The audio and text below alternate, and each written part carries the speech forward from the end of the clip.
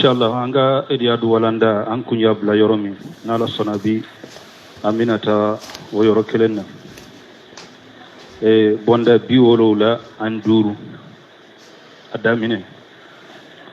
alhamdulillahi rabbil alamin wassalatu wassalamu ala rasulillah wa ala alihi wa ashabihi ajma'in babul afwi wal i'rad anil jahilin. قال الله تعالى خذ الأفوى وأمر بالعرف وأعرض عن الجاهلين. وقال تعالى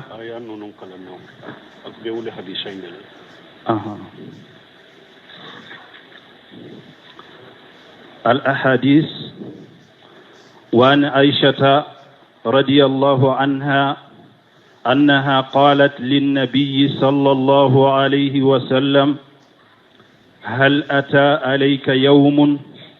كان أشد من يوم أحد؟ قال لقد لقيت من قومك وكان أشد ما لقيت منهم يوم العقبة إذ أردت نفسي على ابن عبد ياليل بن عبد كلال فلم يجبني إلى ما أردت فانطلقت وأنا مهموم على وجهي فلم يستفق إلا وأنا بقرن الثعالب فرفعت رأسي فإذا أنا بسحابة قد أظلتني فنظرت فإذا فيها جبريل عليه السلام فناداني فقال إن الله تعالى قد سمع قول قومك لك وما رد عليك وقد بعث إليك ملك الجبال لتأمره بما شئت فيهم فناداني ملك الجبال فسلم علي ثم قال يا محمد إن الله قد سمع قول قومك لك وأنا ملك الجبال وقد بعثني ربي إليك لتأمرني بأمرك فما شئت إن شئت أطبقت عليهم الأخشبين فقال النبي صلى الله عليه وسلم بل أرجو أن يخرج الله من أصلابهم من يعبد الله وحده لا يشرك به شيئا متفق عليه. الأخشبان الجبلان المحيطان بمكة والأخشب هو الجبل الغليظ. بسم الله الرحمن الرحيم والصلاة والسلام على نبينا محمد رياض الصالحين وعلى آله وأصحابه وسلم تسليما كثيرا. سبحانك لا علم لنا إلا ما علمتنا إنك أنت العليم الحكيم. أستغفر الله الذي لا إله إلا هو الحي القيوم وأتوب إليه. اللهم انفعنا بما علمتنا وعلمنا ما ينفعنا وزدنا علما. بيتنا سوية هجرية باكلة أني كمناني أني بناني أني فلا شهر سوال ميني هجرة سانكالو تانا بسويني وتاني كونونتوناي ميلادي نصاروكا جاتي با فلاني مغاني كله سانكالو دورونا بسويني وبساباني كله ناي ambe bako jikoroni golofula masjidi salamu kono darasuba imamuna Nawawi rahimahullah aka kitabu kono riyadu salihin babul af wal iradi anil jahilin nimbonda tunda minana aya nunun kalana antum madu aka hadisa udela بحديث من كلنا أنك وأن عائشة رضي الله عنها قد سمنا أنبا عائشة ملك جيكبوما أنها قالت للنبي صلى الله عليه وسلم أكون جمع كسني نما باكا هل أتى عليك يوم كان أصد من يوم أحد أكو تشيدي ما يالا دوندو تمناكا دوندو دلكا نا إماوا دومين جلي يريكا كومي أحد دو يالا دون تمنايكا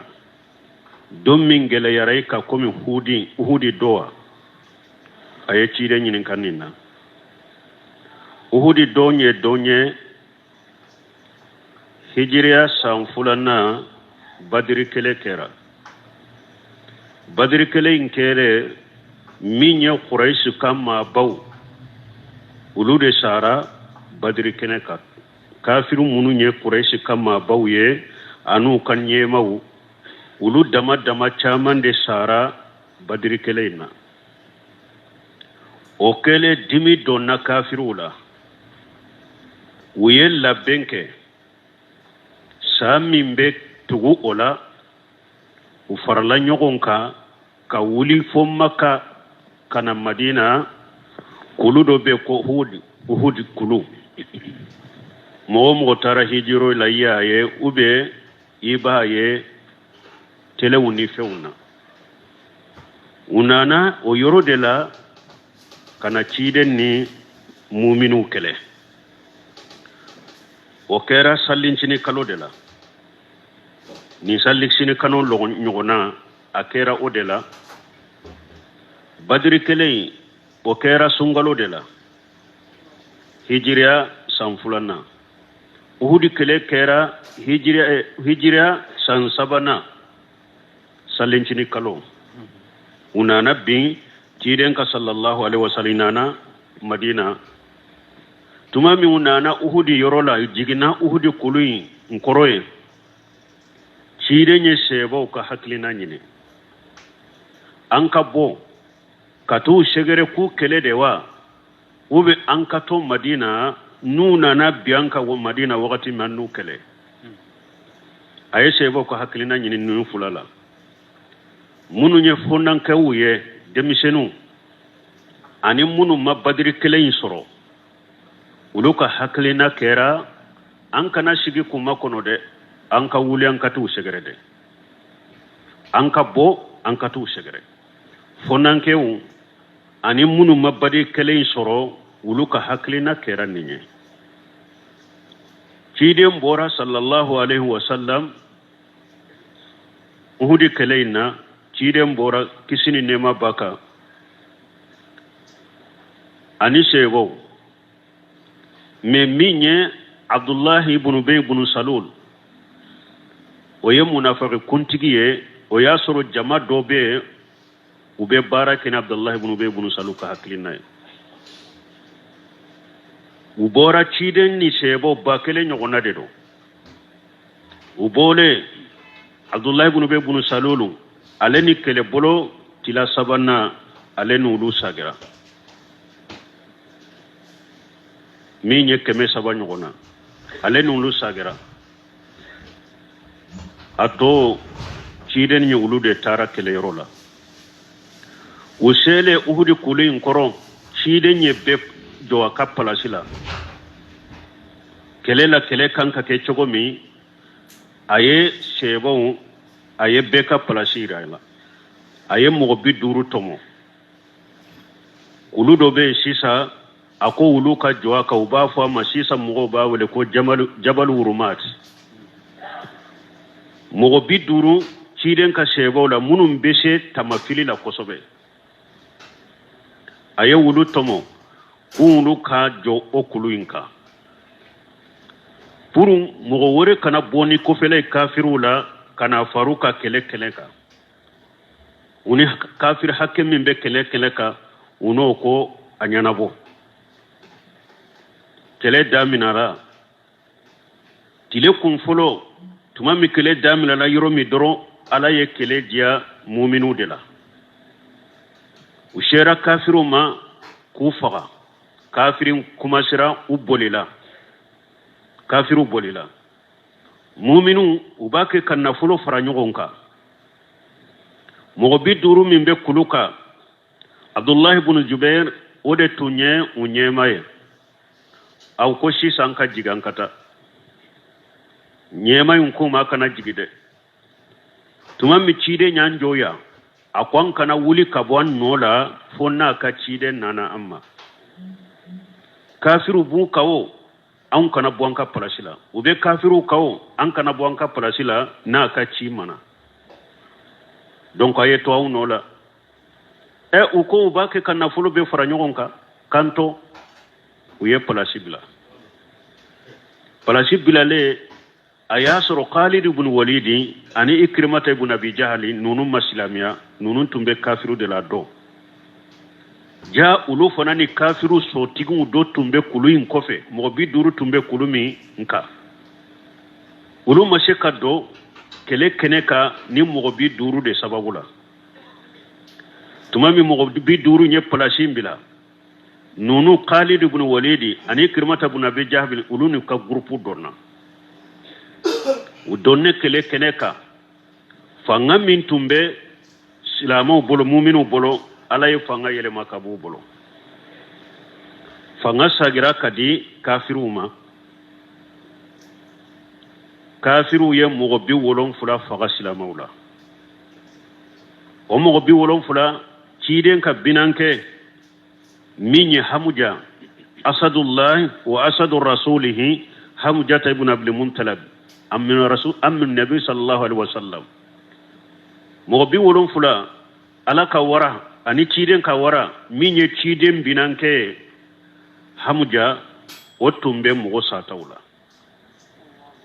o fatura o fagara mogo satawla ciden tumbe hamuja fe kosobe aba bonya fana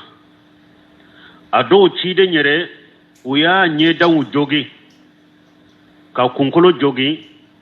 minye ka nyun kari joli be suru ka bo ciden kunkolo la nye dawula joli te jo Fatumata adem muso Fatumata bake ka joli inko joli intafe atake ka jo debe kolo dobe tamaro debe kele dobe kolo dobe Fatumata yo jani abugurunje ko sori awa joli inkono joli jora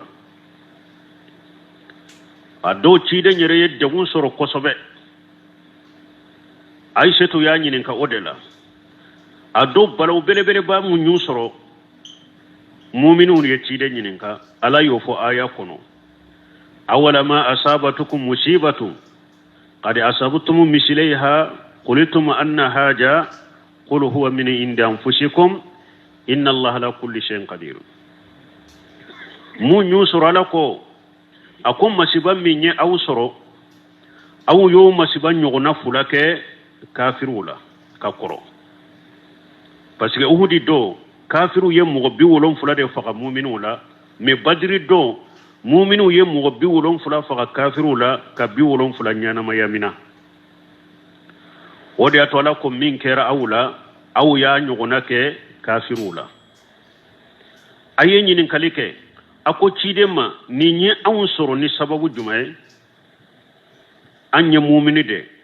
ambe en nofe alaka cidenye munnan ni nya ansoro alako cidema afu ye kul huwa mini indi anfusikum ni nyaw soro ni ayere de sababu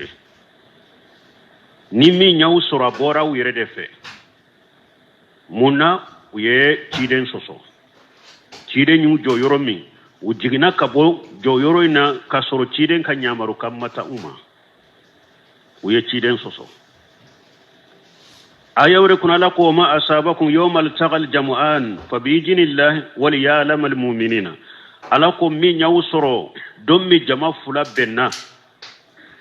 akerani alaka jende wal ya'lam al mu'minina ni puru alaka mu'minu la dunya mughula ado mu'minun sara uhudi kenenka beya ka suta unananu ye madina ciden ko ay ako beka sagi katini ka suye iya dalen soro yoromi aka dinga she kaburu she aka do yorola ni shedi so marakala afatura yoromi asube do yorodela ate ko ate kasanka asara ka finu mununa na ka joli asube do chogodela usara yoromi beka sage katani ka suye ikata do asara yoromi kata doye munna cide nyalla nyini usara yoromi uhudi dunkew sedi sumunu fule uhudi qiyama don ube bo o yoro de la kanye se qiyama keneka puro qiyama usara yoromi sedi sura yoromi na bo o yoro la kana qiyama keneka munu ka jolu ni feunde bena ni joli ye wula iba jate mina jeli doren me akasa be komi miski donc tuma min ngele ya baynya ciden soro uhudi do amba yesu to yanyininka ako yesika donde lakana ima mingele yarika komi uhudwa ciden ko oho qala lagaitu min qaumiki ciden ko aishatuma akunye be nyogonya ke nyekodo be kumbe nyogonya ka boyka mugo wula wa kana asaddu ma lagaitu minhum yawm al-akhbati ako odon tongele yaranka odon tunye donye dominye dombingele yaranka kosobe kateme har uhuduka ije araditu nafsi ala ibn abdi ya lali ya laylan ibn abdul kulali ako don min taranyire yira minye kabila dobe ko abdu yalali ibn abdul kulali falamu yazibuni ila ma araditu tuma min taranyire jira nununye kabilaye ulu shigilen tumbe taifa mimbe makka kerefe ciden ko leye gele yasoro uhudi don gele yarade akomme don min gele yarannema komi uhudi nyogona ako aisha to ma nyemmi soro ka boy kam go boro oye taif ciden tara taifa tuma min makka aya ka wolelike mogo kashe ka deme akatta uhidi sabati nama mogo soro ciden hulela kon kata taifa fana la Allah nademe baga soro urula ciden tale taifa yu wule kana minna qulu la ilaha illa tuflihu ala kelempe ka bato ayu wule kanama uma ciden jabi ciden ko ma le jabi fantalaqtu wa ana mahmum ala wajhi ako ale tara ahamile asagira falamu astafiq illa wa ana biqarni sha'lab ko ale ma boyire kalama tanki hada made ni kolona filila kuma o dobe fo ko o dobe teme kay hakili tulayre kono na fili bolo ako tanki ale yire kono na filila abora ulufe kana fo yoro dobe kana makama ba fo qarni salabi ko ale ma boyire kalama fo anana yire soro yorola ado taifan kawye munke ye fendom bali wude bila cidenna kake araye cide cira kire felawla unye silembe nyogona jamakulu dobe yamfe cide mbu chewbake ka cide mboni kabakuruye kage kabo taifa kana fo maka ube kabakuru de filala ne chogola fo cide chewumbe fara la fo samara fara jolila ka fendom balu nalumo bilala kake aranye sira kire felawla unye silembe no cide mbu chamanche lo ba boni kabakuru yedro akwa mabwa yire kan fo na qarni salam farafaitu rashi kutuma mi asira oyorola ko aleya kun korota faida ana bi sahabati qad jallatani ko bebo min kalama aleya kun korota nyabe kabano dola o yangara aleka kasuma do alela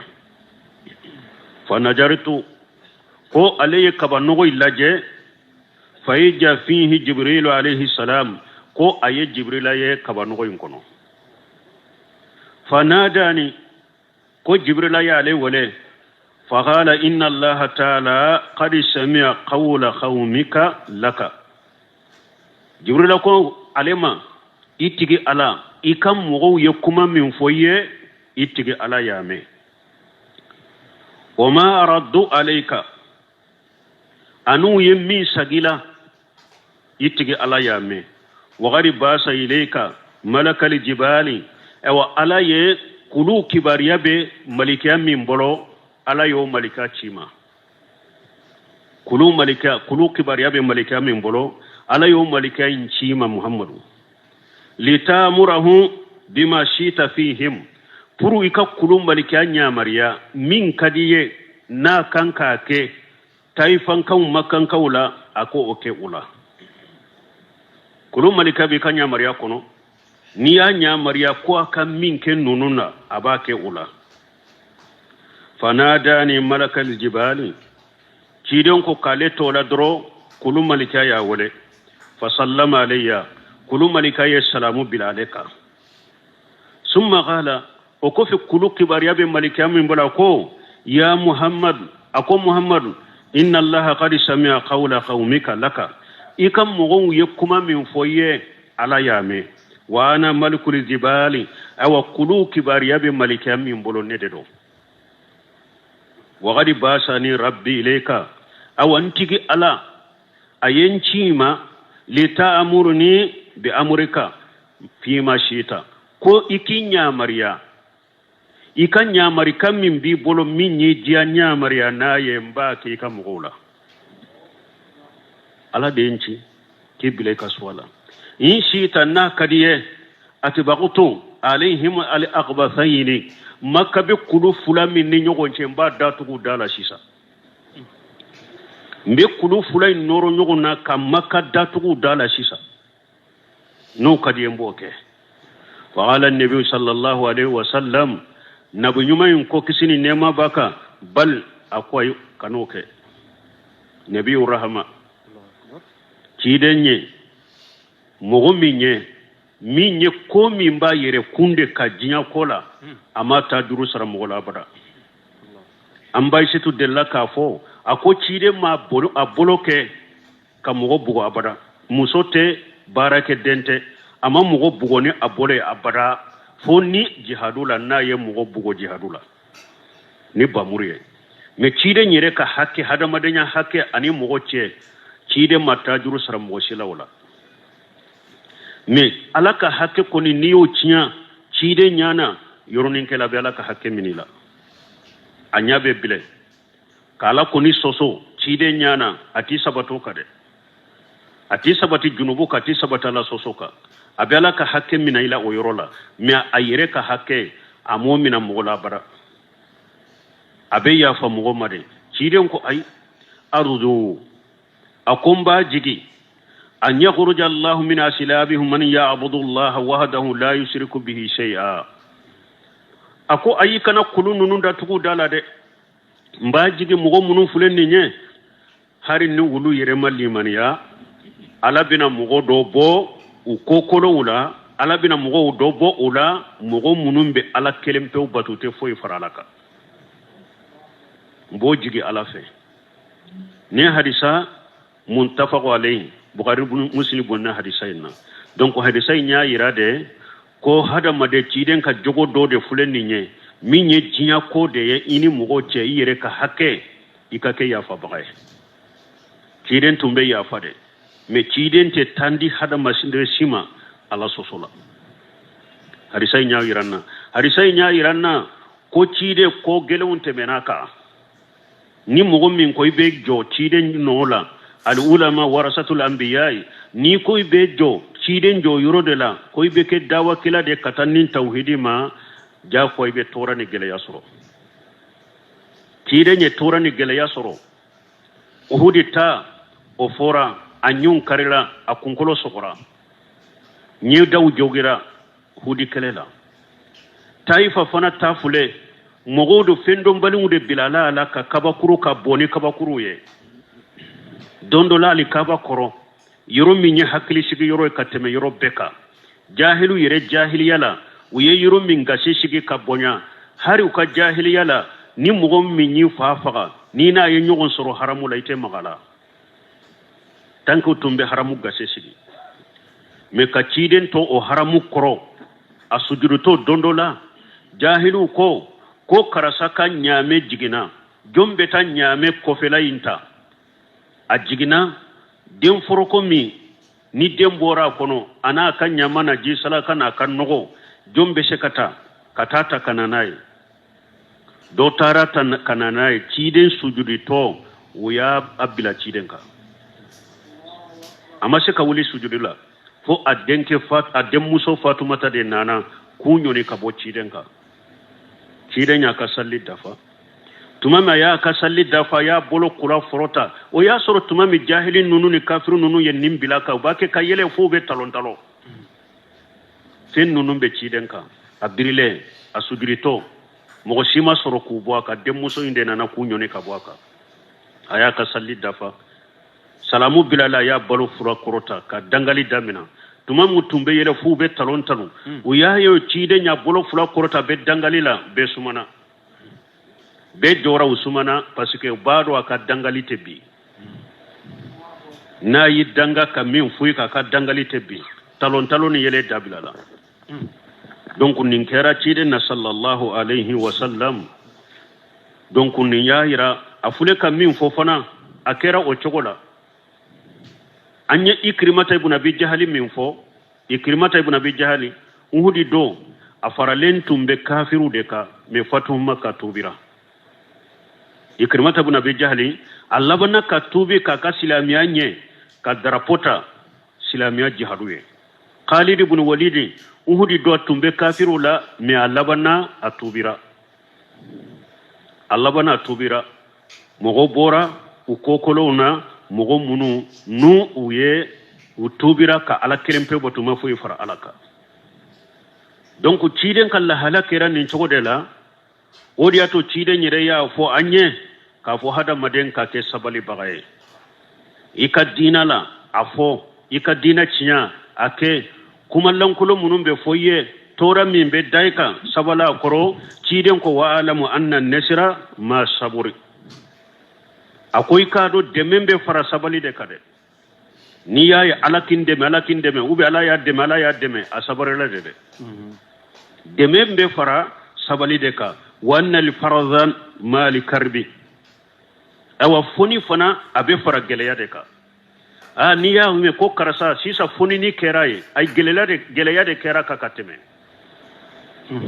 foni be fara geleya de ka wa anna mali usri yusra ciden ko geleya be nogo yaw ba ko fe geleya be nogo yaw ba ko fe donc dawa kelawo dina cinya ka tauhid ka an ka ke ciden no na bila bagay ka tugu ciden ko sallallahu alaihi wasallam ninde yato ciden yere kan yana mayala abe ya fadoma akan yana maya yere kono fana ama ya fadoma dondola an ko fatuhu makka cedo be ale tumbe baitu de ke abe cide lagosi ka dina lagosi abe dina lagosi badiri don o sorola ciden ko kamina kafara ako ciden ka ya falema ko ale te ciden nani tuguni ciden ya bila atale makka asagira ba ka baitu ke ka ciden nani fatuhu makka sorola ako ciden ka ya falema ko ta ciden nani tuguni ciden ko la yuldaqul mu'minu fi juhri marratayn ako kifente mu'mini ki dinga kelen kono sinya fulade kifente mu'mini ki dinga kelen kono sinya fulade aku ka mina kafara uya mina uya fara wodi yato don ke bon ko sisa ciden fatulen ko fe ni mo mi sorola aye ciden nani nanya mina sariyala ni sariya be silama nyemo kanka fagade ni mo mi nye ciden nana sorola atigi kanka fagade hari na tubira aka tubu bani ala cellagara me sariyala anta to yamba fagade me sariya de ba faga nyemo de ba faga me ni mo mi nye ala nani ikon tubira ambi toy anti faga ni fora doba fo eska ciden de kanna ne ka gele katimala kanna ne ka ba amba fu ayi ala kanna ne ka gele katime ciden kanna ne ka me ala ta ala ya alla dunya ko alayya fara qul lil ladina kafaru in yantahu yughfaru lahum ma qad salafa ciden ko fo mo gon wi ala ko ciden ma fo mo gon wi mo munun kafiyara ko nu yu ka kafiriya dabla ne ala min temina nya fara ala ya ka ya faira junubu to beye ika junubu kera chogo itubira ala ya ka ya faira ko ala ya fara donc anya do ala ya farima ni tubira fagalite eka parce que donna la ya fara ema me ciden ta hadamade hakede do ciden fatura ayere ya fara kanya na maya kunona na aya fara doma akanya na maya kunona ama ya fa doma bo ciden fatura sisa aka hakede do donc anta do yala na tumbe nyana maya la be ya fa ema ubate ya fa antodo donc o de ya tambi fa ciden nani baga na tubira ka tuba ne ala ce men ta to jiyan kono sare la amba fa parce que an ta do yesiga ni ciden tumbe ya fa ma mu e ciden tunte ya fa antodo hada made hakkede do amba le fa ayre kanyana ma ya fara do ma ye do fa aha وعن عائشة رضي الله عنها قالت ما ضرب رسول الله صلى الله عليه وسلم شيئا قط بيده ولا امرأة ولا خادما إلا أن يجاهد في سبيل الله وما نيل منه شيء قط فينتقم من صاحبه إلا أن ينتهك شيء من محارم الله تعالى فينتقم الله تعالى رواه مسلم. وعن عائشة رضي الله عنها كارثة من أنباء عائشة على كجيك أبواما قالت يقول ما ضرب رسول الله صلى الله عليه وسلم سيا قط بيده ولا امرأة ولا خادمة كوتشيري صلى الله عليه وسلم أما فوي غوسيني بولاي أبدا أما دليكا مسوك غوسيني بولاي أبدا أما دليكا كبارا كدن غوسيني بولاي أبدا إلا نجاهد في سبيل الله كيدن كونيكا غوسيني نا كبولاي فونا بجهدو لا كسرلا na be jaharura la kasira la ka kafir bugoni bamuruye ni wote ciden bolo amadele ka muso bugona ya bara ama barake dem bugo abada fonna be jaharula o ma nila minhu shay'un qattun fayantaqimu min sahibihi ciden yere kan yana mayala mugo shima fenke ciden yere la abada min ba yere kunde ka na ya ka tajuru saraila abada amoke ka fenke cide nyere la yemmin kala la ka hakke si durolen tala ayere yere de ka hakke do ko aya tajuru saraila amoke abada illa an yuntahakam shay'un min maharimillahi taala fo alaka harami ko do ni yoke ciden to ilade alaka haramu ko do ni kuni yoke doro fayantaqimu lillahi taala ala be tajuru saraila alaye ati toyola alaka hake minya be tajuru saraila alaye ato toyede ni nyaayira na ko cide ak ayere ka hadamade hake mimba yere kunka abe ya fa mogola ola ama tajuru sara wala me cirente tandi mugo shimala sosola alaka haramu ko koni kelewa ay ciden to no yaddi mugo shima yoronin kele abe tajuru saraila kala ka hake mina ilade donc hadamaden ka ke o chogola hakke mimbe yere yukunka ufule me awnye nko cide la diga nyake munye hari ala soso ka kanya nan kandade junubu ko ni ala kutaw kake an kandade mogo beninde fo ko cide sabalera ifana ka sabali cide masabala la soso korode asala soso la junubu to ala kutala cide masabalo korabara o yoronin kele ni ye ci ala soso ye junubu ke doro ci de nyeda ube yelema abe dimi koro e pi abe ala ka hakke minila ini min kaka abakila nini kumare kaka abe kumife nini nyangili min kaka abakila titoy odi ato ci den ka kutubatu me kutuba chogo ya fula kutubatul murattaba wa kutubatul aridi kutubatul murattaba waye kutuba de na wakati shera wakati bake juma kutuba sallincini kutuba salliba kutuba ni tile noro yele mana salli kutuba ewa minye ewa sanji nyini salli kutuba ubafu nundum al kutubatul murattabatu nulu wakati nana ciden bake kutuba sogo fulana ciden bolo kutubatul arid kutuba balile waye de ni mugo doye kodo kama bi ala madro ciden be kutuba kala ma balu aqwam ma balu rizal mogo ka kibariya munye mogo munum bennin fo mogo ka kibariya munye mogo munum bennin ke cew ka kibariya juma ce munum bennin ke yoronin kele ci dembe kutuba kalika iko yala soso doro yoronin kele ciden be kutuba kalika ado amba aishetu barira to ay jom muso do sa bo ako jom muso e wa mugo kwama ni e joyin sa al wala wa ka horonya be kande tayede a amba aishetu ko ay mugo min ko ni e jonsa ni ya horoya aka horonya be ke ede tay uko ay anta to lade amba saratika ni ya sa horonyara aka wala wun o be kande tay amba aishetu taran nin fo cidenye akwai ka joyin sa bane amba aishetu ye joyin sa cidenye kutuba kala akon mugo ka kibariye munye mugo munun be saratu do sarati munun te alaka kitabula